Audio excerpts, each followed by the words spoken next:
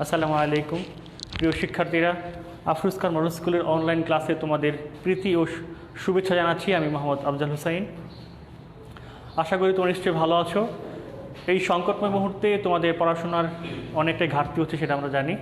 তো আজকে ধারাবাহিকতার রক্ষার্থে আজকে তোমাদের বাংলা ক্লাসে আমি উপস্থিত হয়েছি। তোমরা জানো ইতিমধ্যে আমাদের বার্ষিক পরীক্ষার সিলেবাস শুরু হয়ে গেছে।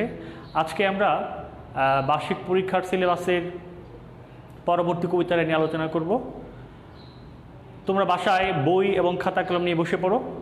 আজকে আমরা কবিতা নিয়ে আলোচনা করব।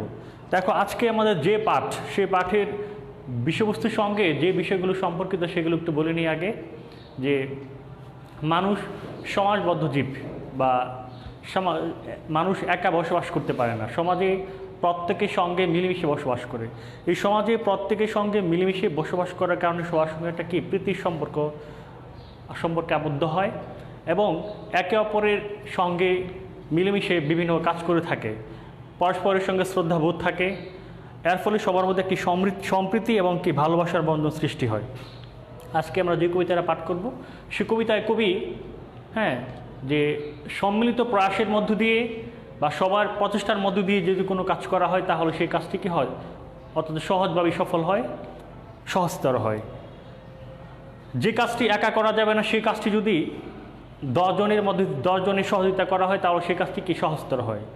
তো কবি সুফিয়া কামাল আজকের এই কবিতার মধ্য দিয়ে তিনি যে কথাটি বলতে চেষ্টা করেছেন, সেটি হচ্ছে যে সবার ঐক্যবদ্ধ প্রয়াসের মধ্য দিয়েই যে কোনো কঠিন কাজ কি হয়, সহজতর হয়।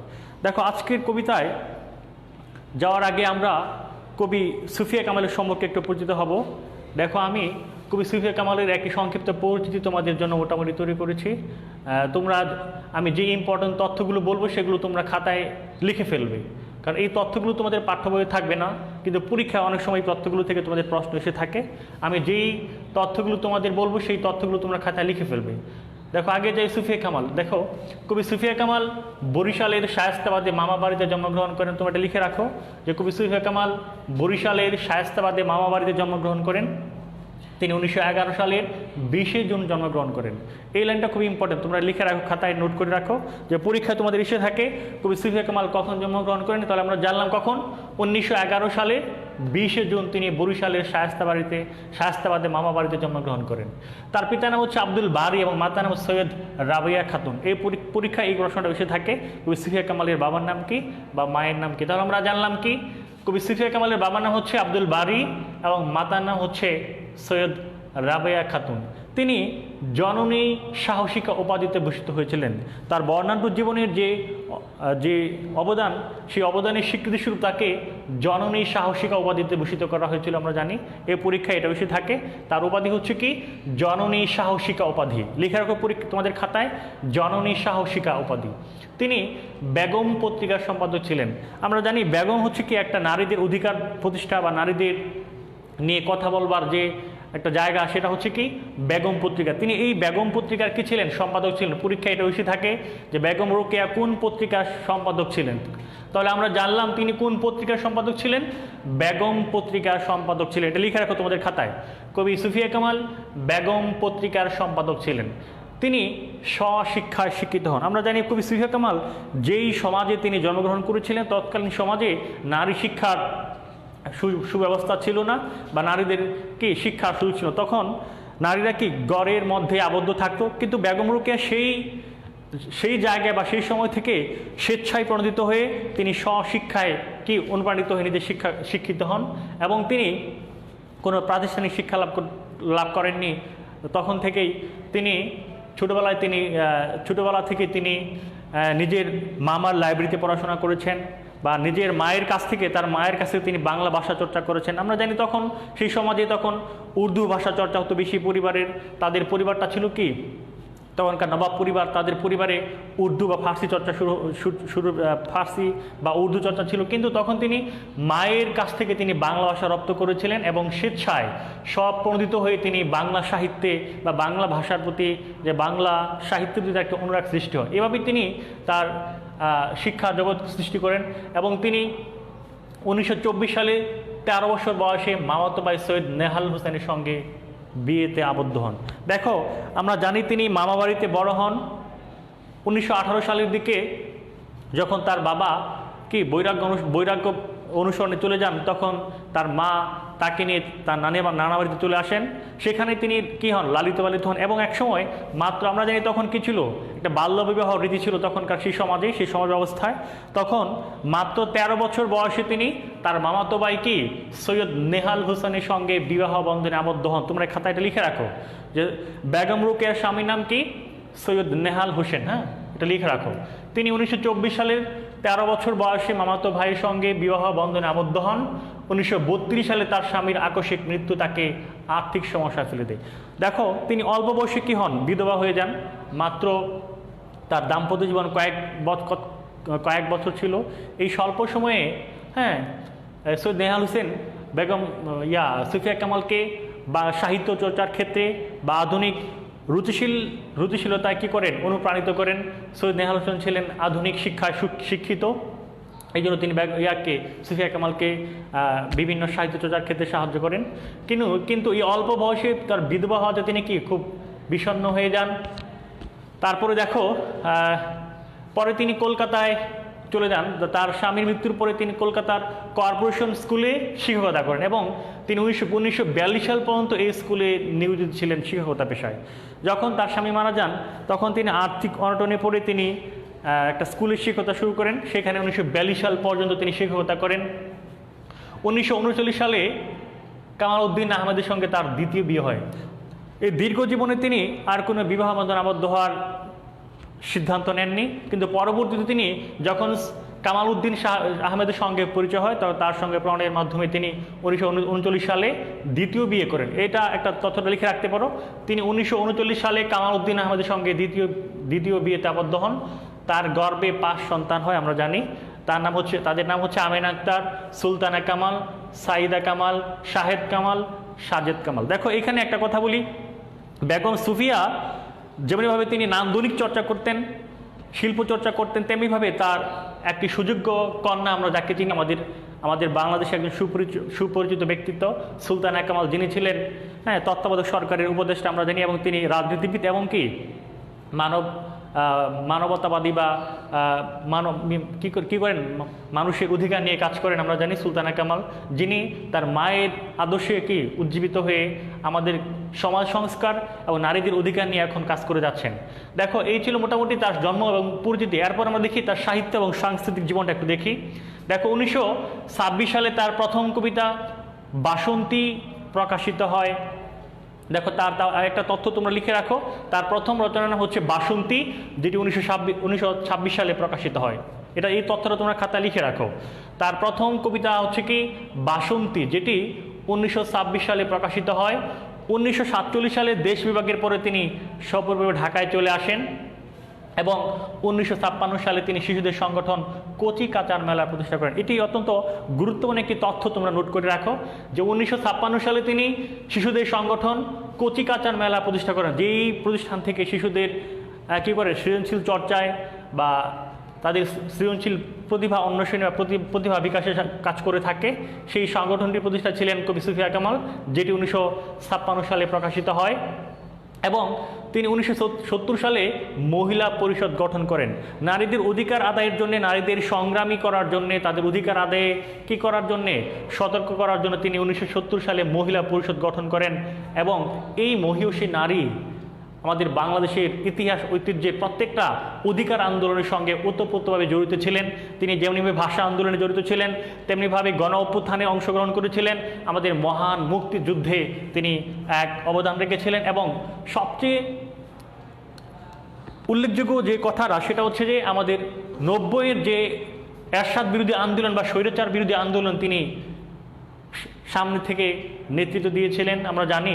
তো এই মহিষী নারী আজীবন মানুষের মৌলিক অধিকার, নারীদের অধিকার এবং মৌলবাদ এবং সাংস্কৃতিক চর্চায় মৌলবাদের বিরুদ্ধে কথা বলে গেছেন। দেখো এরপরও তিনি দেখি তার উল্লেখযোগ্য রচনা, কবি সুফিয়া কামালের উল্লেখযোগ্য রচনাগুলো হচ্ছে সাজের মায়া, যেটি 1938 সালে প্রকাশিত হয়, মায়া কাজল, যেটি 1951 সালে প্রকাশিত হয়, মন ও জীবন, যেটি 1957 সালে প্রকাশিত হয়। পরে হচ্ছে প্রশস্তি ও প্রার্থনা, যেটি 1958 সালে প্রকাশিত হয়, উদাত্ত পৃথিবী, যেটি 1954 সালে প্রকাশিত হয়, অভিযাত্রিক, মৃত্তিকার গ্রাম, এগুলো তার উল্লেখযোগ্য রচনা। এরপরে তার একটি বিখ্যাত গল্প গ্রন্থ হচ্ছে কেয়াকাটা, যে গ্রন্থগুলো শিশুদের মানবিক বিকাশে বা তাদের বৃদ্ধিকে জাগ্রত করে যে গল্পগুলো, সে হচ্ছে কি সেই গল্পের একটা গ্রন্থ হচ্ছে কেয়াকাটা, যেটি 1937 সালে প্রকাশিত হয়। এরপরে তার বিখ্যাত শিশুদের রচনা হচ্ছে ইতল বিতল নল কিশোরের দরবার, আমাদের যে পাঠ্য কবিতাটি, সেই কবিতাটি এই গ্রন্থ থেকে সংকলিত। দেখো, এরপরে তিনি লিখেন 71-এর ডায়েরি, যেটি অত্যন্ত, আমরা জানি 1971 সালের মহান মৃত্যুযুদ্ধের কিছু স্মৃতিবিজড়িত কথা, যার এই 71-এর ডায়েরিতে কি হয়েছে সংকলন করেছেন বা প্রকাশ করেছেন, যেটি 1979 সালে প্রকাশিত হয়। কবি সুফিয়া কামাল এই সাংস্কৃতিক অঙ্গনে অবদান রাখার পাশাপাশি, সমাজ সংস্কারের পাশাপাশি তিনি সাহিত্য চর্চায় কি করেন, বাংলা সাহিত্যকে আলোকিত করেন, সাহিত্য চর্চা করে তার সৃজনশীল মেধা দিয়ে বাংলা সাহিত্যকে আলোকিত করেন। এরপরে দেখো পুরস্কার দেখি, কবি সুফিয়া কামাল সাহিত্যিক অবদানের জন্যে বা তার নান্দনিকতা চর্চা অবদানের জন্য তিনি মোট 50টির মতো পুরস্কার লাভ করেন। তার মধ্যে উল্লেখযোগ্য হচ্ছে বাংলা একাডেমি পুরস্কার, 21শে পদক পুরস্কার, নাসিরউদ্দিন স্বর্ণপদক পুরস্কার বা সোভিয়েত লেনিন পদক লাভ করেন।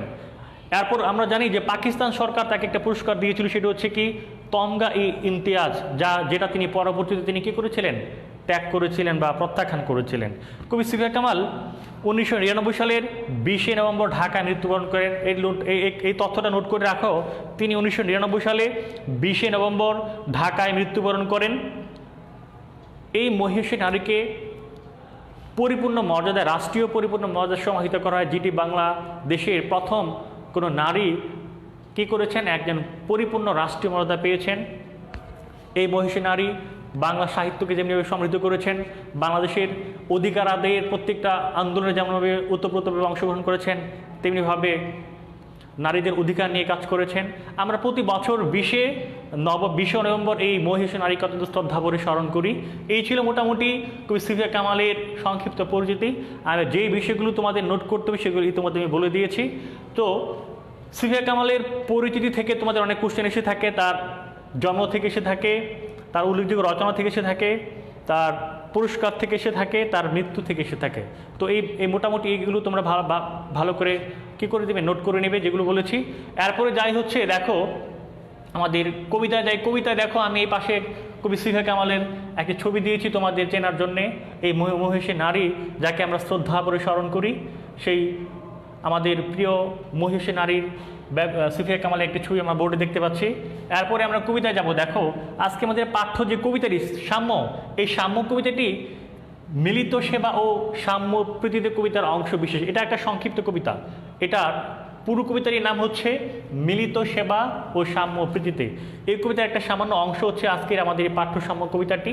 এখন আমরা কবিতায় যাব। কবিতায় যাওয়ার আগে আমি কবিতাটা একবার পাঠ করে নিচ্ছি, তোমরা দেখো। শতকের সাথে শতক হস্ত মিলায়ে একত্রিত, সব দেশে সব কালে সবে হয়েছে সমুন্নত। বিপুলা পৃথিবী প্রসারিত পথ, যাত্রীরা সেই পথে চলে কর্মের আহ্বানে কোনো অনন্তকাল হতে। মানব জীবন শ্রেষ্ঠ কঠোর কর্মে সে মহিয়ান, সংগ্রামে আর সাহসী প্রজ্ঞা আলোকে দীপ্তমান। পায়ের তলার মাটিতে আকাশে সম্মুখে সিন্ধু জলে, বিজয় কেতন উড়াইয়ে মানুষ চলিয়াছে দলে দলে। চমৎকার একটি কবিতা।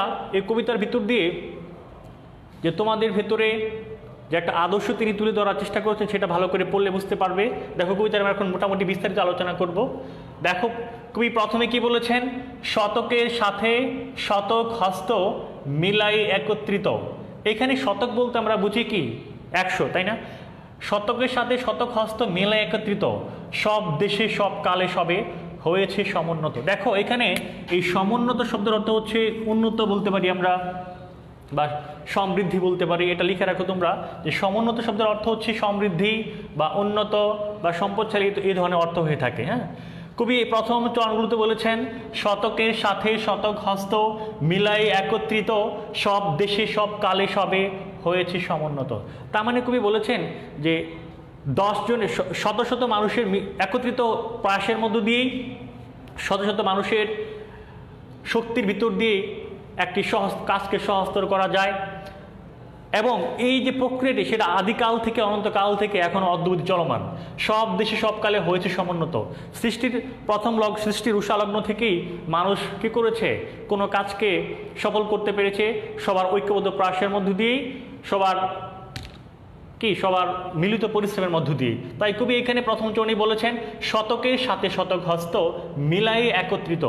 শত শত মানুষের শক্তিকে পুঞ্জীবিত করে একসাথে করে কি করা যায়, যে কোনো কঠিন কাজে সহজতর করা যায়, এবং যেই রীতির আদিকাল থেকে কি করেছে এখনো চলমান আছে অদ্যাবধি।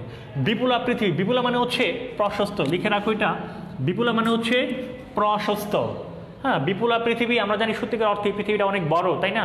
এই বিপুলা পৃথিবী, প্রসারিত পথ, এই পৃথিবীর কি আমাদের সমৃদ্ধির যে রাস্তা বা সমৃদ্ধির যে পথ, সেগুলিকে অনেক অনেক বিশাল, অনেক বড়। বিপুলা পৃথিবী, প্রসারিত পথ, যাত্রীরা সেই পথে। এখানে যাত্রী বলতে বোঝাচ্ছে কবি মানব জাতিকে বা মানুষকে। এই পৃথিবীতে আমরা মানুষ কি করি, প্রতিনিয়ত আমরা কি করি, সমৃদ্ধির জন্যে বা উন্নতির জন্য আমরা কি করি, সামনে এগিয়ে যাই। কবি এখানে বলেছেন, যাত্রীরা সেই পথে চলছে কর্মের আহ্বানে। আমরা প্রতিনিয়ত কি কোনো একটা কাজের জন্যে, কোনো একটা কর্মের জন্য কি করি, সামনে এগিয়ে যাই। কোন অনন্তকাল হতে, সেই অনন্তকাল থেকে, সে আদিকাল থেকে মানুষ কি করে এই একই লক্ষ্য এবং উদ্দেশ্য নিয়ে সামনে এগিয়ে যাচ্ছে। কবি এখানে এই জন্যই বলেছেন, বিপুলা পৃথিবী, প্রসারিত পথ, যাত্রীরা সেই পথে চলছে কর্মের আহ্বানে কোনো অনন্তকাল হতে। তার মানে কি এই সেই অনন্তকাল থেকে মানুষ কর্মের সন্ধানে, কাজের সন্ধানে, সমৃদ্ধির সন্ধানে সামনের দিকে এগিয়ে যাচ্ছে। এরপরে কবি বলেছেন, মানব জীবন শ্রেষ্ঠ কঠোর কর্মেশু মহিয়ান। এই মানব জীবন বা মানুষের জীবনটা কি হয়, শ্রেষ্ঠ হয় বা কি হয়, মহিয়ান হয় কঠিন পরিশ্রমের মধ্য দিয়ে। দেখো, পরিশ্রম ছাড়া কোনো কাজ সফল হয় না, আমরা জানি। তাই কবি বলেছেন, পরিশ্রমের ভিতর দিয়ে মানুষের জীবন সার্থক হয়, সফল হয়, মহিয়ান হয়। কবি আর পরচরণে বলেছেন, সংগ্রামে আর সাহসে প্রজ্ঞা আলোকে দীপ্তিমান। এখানে প্রজ্ঞা বলতে আমরা বুঝি গভীর জ্ঞান। হ্যাঁ, তারপর হচ্ছে দীপ্তিমান মানে কি বলি আমরা, দীপ্তিমান অর্থ হচ্ছে উজ্জ্বল, আলোকিত। ঠিক আছে, কবি এই চরণে বলেছেন, সংগ্রামে আর সাহসে প্রজ্ঞা আলোক দীপ্তিমান। এক মানুষের ভিতর যদি সংগ্রামী মনোভাব না থাকে, মানুষের ভিতর যদি কি উজ্জীবতা না থাকে, সজীবতা না থাকে, তাহলে তার দ্বারা কোনো কাজ করানো যায় না বা কোনো কাজ হয় না। তাই কবি এখানে বলেছেন সংগ্রামী হতে বলেছেন। কোনো কাজ করতে গেলে অবশ্যই তাকে সংগ্রামী মনোভাব হতে হবে, যুদ্ধ করার মনোভাব নিয়ে কাজ করতে হবে। কবি এখানে বলেছেন, সংগ্রামে আর সাহসে প্রজ্ঞা আলোকে দীপ্তিমান। আমাদের মানব জীবন তখনই আলোকিত হবে, তখনই উজ্জ্বল হবে, যখন সেই জীবনের মধ্যে কি থাকবে, সংগ্রাম থাকবে, প্রজ্ঞা থাকবে, কি থাকবে, সজীবতা থাকবে, তারুণ্য থাকবে। কবি পরের চরণে বলেছেন, পায়ের তলার মাটিতে আকাশে সমুখী সিন্ধু জলে বিজয় কেতন ওড়ায়ে মানুষ চলে আছে দলে দলে। দেখো, আজকে এই সভ্যতার বিকাশে মানুষ কি করছে, সে আদিকাল থেকে সভ্যতার বিকাশে বিভিন্নভাবে পরিশ্রম করে যাচ্ছে। মানুষের অক্লান্ত পরিশ্রমের ফলে সভ্যতা একদিকে যেমন কি ধ্বংস হচ্ছে, আবার একদিকে সভ্যতাকে বিনির্মাণ হচ্ছে। দেখো, আমাদের পৃথিবীর যে প্রাচীন সভ্যতাগুলো আমরা দেখি, যদি মেসোপটেমিয় সভ্যতা বা ইউফ্রেটিস, টাইগ্রিস বা আমাদের সিন্ধু সভ্যতা বলি, যদি এই প্রত্যেকটি সভ্যতার পেছনে মানুষের অক্লান্ত পরিশ্রম, অনেক ত্যাগ তিতিক্ষা আমরা জানি আছে। কাজে এই সভ্যতার প্রত্যেকটা অবদানে মানুষ কি করছে, অবদান রাখছে। এবং আজকের এই বিজ্ঞানের অবদানের ফলে, বিজ্ঞানের জয়যাত্রার ফলে, তথ্য প্রযুক্তির উন্নতির ফলে আজকে আমরা কি করছি, আমাদের জীবনকে সহজতর করতে পেরেছি।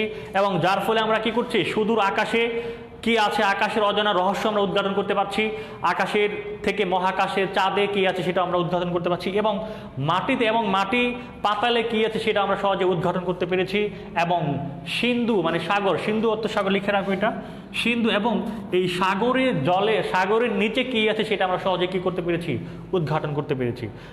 এবং এই যে আজকে বিজ্ঞানের জয়যাত্রা বা তথ্য প্রযুক্তির উন্নতির ফলে বা বিকাশের ফলে আজকে আমরা এই যে অজানাকে জানতে পেরেছি, অজানা রহস্যকে উদ্ঘাটন করতে পেরেছি, এই যে বিজয়ের যে চিহ্ন, কবি এই কথা এখানে বলেছেন যে পায়ের তলার মাটিতে আকাশে সমুখে সিন্ধু জলে বিজয় কেতন ওড়ায়ে মানুষ চলে আছে দলে দলে। এই যে আজকে আমরা বিজয়ের চিহ্ন আমরা রেখে যাচ্ছি পরবর্তী প্রজন্মের কাছে, সেই কথাগুলো কবি এই কবিতায় তুলে ধরেছেন। তো এই মোটামুটি কবিতায় মূল কথাটা হচ্ছে যে কবি এই কথাটা বলবার চেষ্টা করেছেন যে ঐক্যবদ্ধ প্রয়াসের মধ্য দিয়ে যে কোনো কঠিন কাজকে সহজতর করা যায়, এবং যেটা যেই রীতিটি সেই আদিকাল থেকে এখনও চলমান, অদ্যাবধি চলমান। এবং পরবর্তীতে কবি বলার চেষ্টা করেছেন, মানব জীবন শ্রেষ্ঠ হয় কর্মের মধ্য দিয়ে, কঠিন পরিশ্রমের মধ্য দিয়ে, প্রজ্ঞার মধ্য দিয়ে এবং সংগ্রামের মধ্য দিয়ে কি হয়? জীবন আলোকিত হয়। কবি এখানে আরেকটা কথা বলেছেন যে এই পৃথিবীটা হচ্ছে অনেক প্রশস্ত, অনেক ব্যাপক। এই পৃথিবীতে সমৃদ্ধির রাস্তাগুলো অনেক ব্যাপক। পৃথিবীটা যেমন অনেক অনেক প্রশস্ত, অনেক বিশাল, তেমনিভাবে এই পৃথিবীতে তুমি সমৃদ্ধি অর্জন করতে চাইলেও অনেকগুলো সহজতর পথ বা অনেকগুলো রাস্তা তোমরা দেখতে পাবে। এই মানুষ জন্মের পর থেকে সেই সমৃদ্ধির জন্যে বা সেই তার কর্মের জন্যে, তার লক্ষ্যের দিকে কি থাকে? সামনে কি এগিয়ে থাকে। পরের চরণগুলোতে কবি বলেছেন এই যে আজকে সভ্যতার বিকাশের ফলে বা বিজ্ঞানের উন্নতির ফলে, তথ্য প্রযুক্তির উন্নতির ফলে আমরা যে আকাশে বিজয়ের পতাকা ওড়াচ্ছি, সমুদ্রে বিজয়ের পতাকা ওড়াচ্ছি এবং মাটির নিচে বা পাতালে বিজয়ের পতাকা ওড়াচ্ছি, এই কথাগুলো খুবই আলোচ্য কবিতা তুলে ধরেছেন। তো মোটামুটি তোমরা কবিতাটা ভালো করে বুঝতে পারলে এই কবিতা থেকে যে সৃজনশীল প্রশ্নগুলো এসে থাকে সেগুলো সহজে আনসার করতে পারবে। তো কবিতার থেকে যদি তুমি মূল ভাবটা ভালো করে বুঝতে পারো, কবিতার মূল ভাবটি যদি ভালো করে বুঝতে পারো, তাহলে তোমাদের সৃজনশীল আনসার করার ক্ষেত্রে অনেকটা সহজতর হবে। তো কবিতার মূল ভাবটি ভালো করে পড়তে হবে এবং তোমাদের পাঠ্য বইয়ের মধ্যে তোমাদের যে পাঠ পরিচিতি আছে সেই পাঠ পরিচিতিগুলো ভালো করে পড়তে হবে। তো দেখো আজকে আমাদের প্রথম থেকে আবার একটু শুরু করি। আজকে আমরা প্রথম আলোচনা করেছিলাম কবি সুফিয়া কামালের পরিচিতি দিয়ে, যেখানে তোমাদের বলেছিলাম কবি সুফিয়া কামালের অনেকগুলো তথ্য আছে, যে তথ্যগুলো থেকে যে ইম্পর্টেন্ট তথ্যগুলো বলেছিলাম যে তার সুফিয়া কামালের জন্ম তারিখ, মৃত্যু তারিখ, তার পিতার নাম, মাতার নাম, তারপরে হচ্ছে তার উপাধি কী ছিল, তারপরে হচ্ছে তার স্বামীর নাম কী ছিল, তারপরে হচ্ছে তার প্রথম রচনা কী ছিল, তারপরে আমরা জেনেছি তিনি কত সালে মহিলা পরিষদ গঠন করেন, তারপরে আমরা জেনেছি তার উল্লেখযোগ্য কাব্যগ্রন্থ, তার গল্পগ্রন্থ, তার জীবনী গ্রন্থ এবং তার উপাধি আমরা জানি তিনি প্রায় 20টির মতো উপাধিতে ভূষিত হয়েছিলেন। সেখান থেকে উল্লেখযোগ্য উপাধিগুলো আমি বলেছি। এরপরে আমরা জানি তার মৃত্যু সালটা। তো এই মোটামুটি এখান থেকে ইম্পর্টেন্ট তথ্যগুলো যেগুলো তোমাদের লিখতে বলেছি এগুলো পরীক্ষা এসে থাকে। আর কবিতা তোমাদের বলেছিলাম, দেখো কবিতার ভিতর থেকে সব অর্থগুলো আমি দাগিয়ে দিয়েছি, যেগুলো সমুন্নত, তারপর হচ্ছে বিপুলা, তারপর হচ্ছে মহিয়ান, প্রজ্ঞা, দীপ্তিমান, সিন্ধু, এই বিজয়, কেতন, কেতন মানে পতাকা লিখতে পারো। এই অর্থগুলো তোমরা জেনে নেবে, আমি যদি বলে দিয়েছি। তো এইগুলো থেকে প্রশ্ন এসে থাকে। মোট কথা কবিতার মূল ভাবটি তোমরা যদি ভালো করে বুঝতে পারো তাহলে তোমাদের সৃজনশীল উত্তর করার ক্ষেত্রে অনেক সহজতর হবে। আমি আশা করি যে আজকের ক্লাস থেকে তোমরা কবিতাটি ভালো করে বুঝতে পেরেছো। ঠিক আছে, বাসায় আরও ভালো করে তোমরা একটু পড়ে নিবে বা আমার ক্লাসকে আবার একটু রিপিট করবে বা দেখে নিবে, তাহলে আরও সহজতর হয়ে যাবে। ঠিক আছে, আজকের ক্লাস এ পর্যন্তই। আর এই ক্লাস শেষ হওয়ার পরে তোমাদের আমি কমেন্ট বক্সে একটা বাড়ির কাজ দিয়ে দিব। বাড়ির কাজটি অবশ্যই তোমাদের দিতে হবে এবং বাড়ির কাজ দেওয়ার সময় প্রথমে তোমাদের নাম, রোল নাম্বার এবং শাখাটা লিখে নেবে। সবাই ভালো থাকো, সুস্থ থাকো, দেখা হবে আগামী ক্লাসে। আসসালামু আলাইকুম।